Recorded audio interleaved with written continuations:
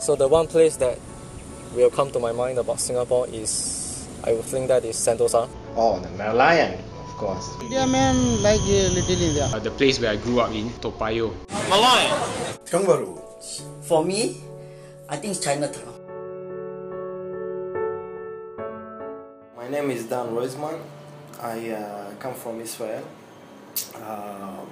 I'm a PhD in Celsi at NTU. My name is Selvamani. I lifting supervisor. 6 years finished ready. Hi, my name is Randy and I'm a Singaporean, born and raised here for the past 28 years. So my education, my working experience, everything is right here in Singapore.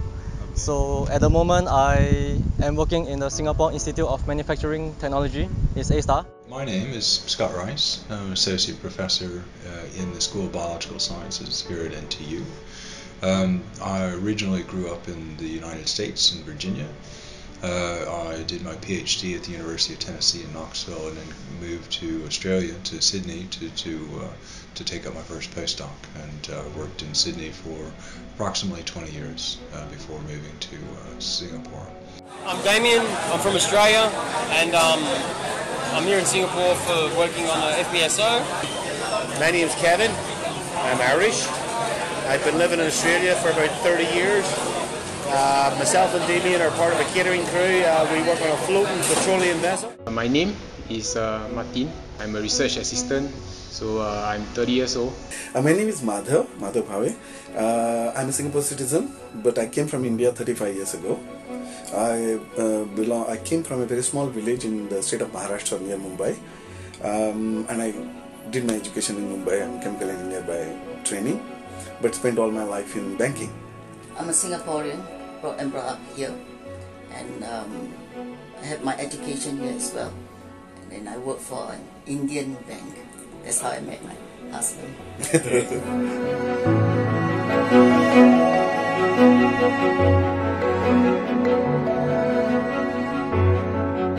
Mainly opportunity for better higher education, good collaborations, good facilities, good research grants, good scholarships.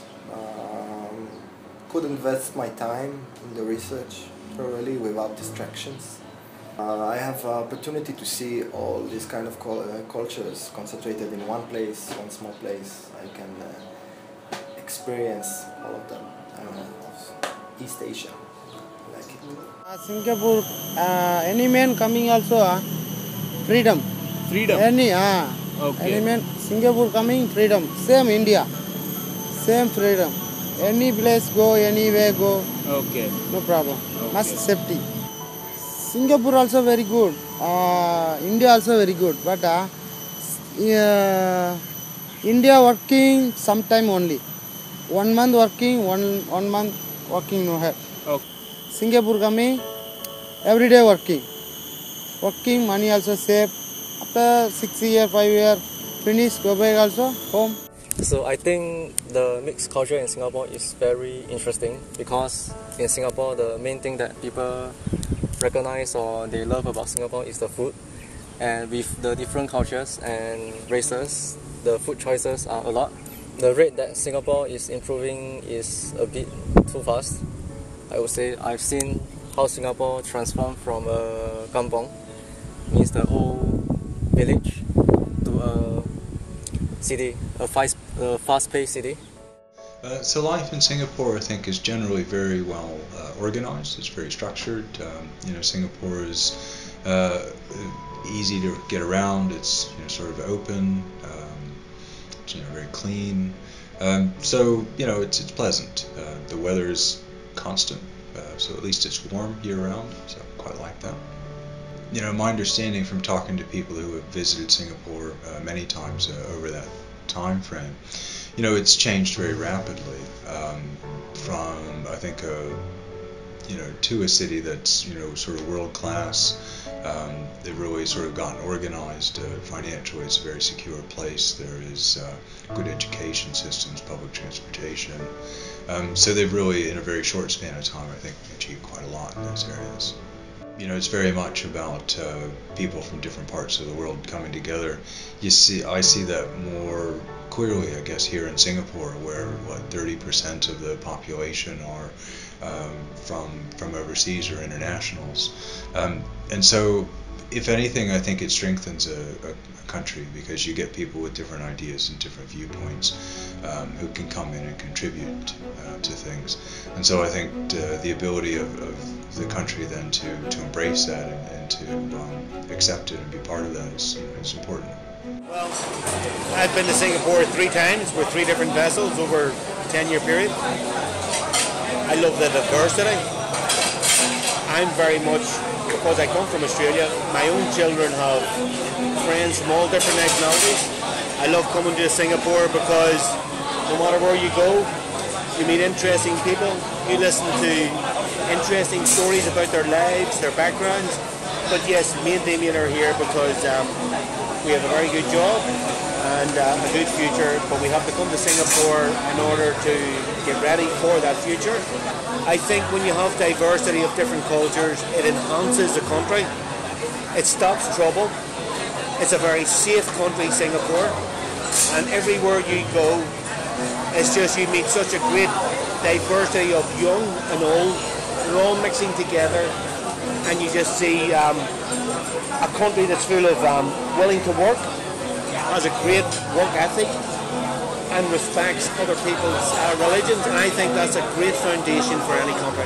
That's one good thing about Singapore also. They conserve, they protect natural reserves and all that. So yeah, so the future generations can enjoy that. One of the things that I'm proud of being a Singaporean is racial harmony and tolerance towards other cultures. Accessibility to the rest of Southeast Asia. Okay. Yeah, so you can travel to more places at more affordable prices. Yeah, so you get to enjoy different regions or different parts of Southeast Asia. I find that life is good, you know what I mean, and also security is there. My children used to be envied by their classmates because they got to go to India for Deepavali and they enjoyed firecrackers there. And then they came back to Singapore, then they would enjoy the Chinese New Year when they would get red packets from their grandparents and aunties and uncles. So it was like the best of both worlds for them, you know. I like Singapore tourist promotions style. You know, they actually printed a t-shirt saying that Singapore is a fine city, and then if you spend $500 fine if you drop something. So they made a nice joke out of it. But the point is that, as I said earlier, if you have rule, you implement it. The reason is it's very easy that you forgive the first person who throws a cigarette butt. Then what about the second, the third, the fourth, and the fifth? And after that, what you simply have is a filthy environment. So it's the first one that has to be prevented, and then automatically that. So I think that should be the spirit of the law.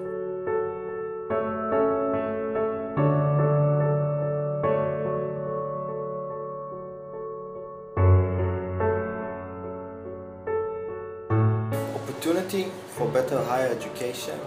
Money. It's probably my family. Research funding.